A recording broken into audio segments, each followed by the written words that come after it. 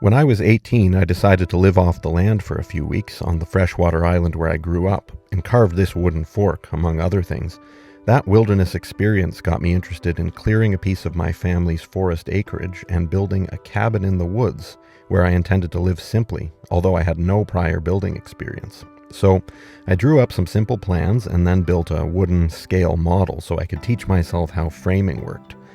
I intended to make the foundation of the cabin limestone pillars, so I started by clearing the area of trees and building some plywood boxes that would contain the stones that would form the pillars for the foundation of the cabin.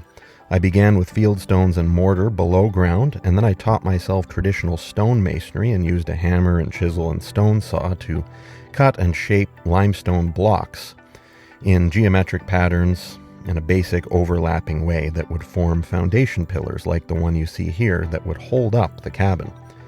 From there, I removed the plywood boxes and set some beams on top of the pillars that I had created, finishing the mortar work after removing the plywood. The beams were 6x12 pressure-treated lumber I had custom milled, and from there I added some floor joists using joist hangers to form the floor platform of what would eventually become my cabin. Throughout the process, I made a lot of mistakes and came close to quitting many times. Building was a lot harder than I expected, especially because I had to have all the lumber and building materials dropped off and then hike them into the location with the help of my younger brother. The plywood subfloor that I added on top of the joists helped to move things along, and from there I was ready to begin teaching myself to frame the walls. Like most other steps of the building process so far, framing walls was a lot harder than I expected, but I eventually got the hang of it after messing up a couple times and got the first and second walls framed, including some openings for large windows, and then the third back wall, which was easier, and finally the front wall that had 2 more windows and an opening for a door.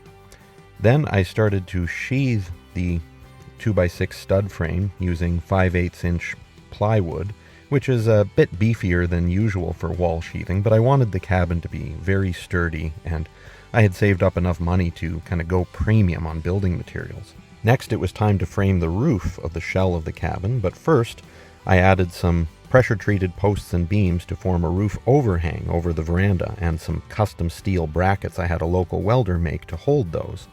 Then I added what would become the downstairs ceiling and the upstairs floor frame, 6x8 beams, and I started to cut and install rafters and a ridge board to form a nice steep 12-12 pitch roof, which I eventually framed, although I did find that even more difficult than framing the walls, especially since I wasn't used to climbing around so high off the ground.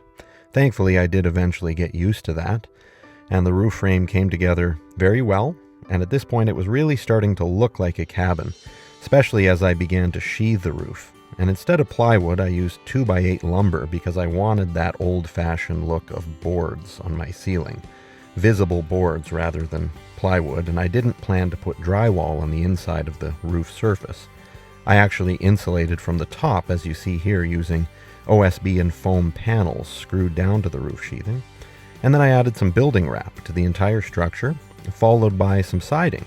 I chose premium eastern white cedar shingle siding because I felt it looked nice, timeless, classy, and was a good look for a cabin in the woods.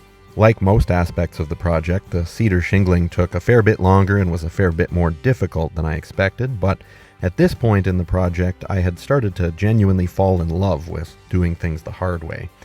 So I cut and installed some fancy shaped cedar shingles near the peak of the roof. From there, I cut a hole in the roof and the wall and installed a chimney, which I attached to a wood stove inside to heat with wood, although I still hadn't insulated the walls. I gathered plenty of firewood for my first winter, and here's the cabin pretty much finished from the side, and another view from the back. Around the time that I was finishing it up, I met and married this lady, my wife Edyta, originally from Warsaw, Poland. She came to visit me, and I had the audacity to propose on the porch of the newly completed cabin. She agreed, and I eventually built an outhouse because we were still waiting for our septic. And a year later, she moved to Canada and joined me in finishing up the cabin, and then we moved in.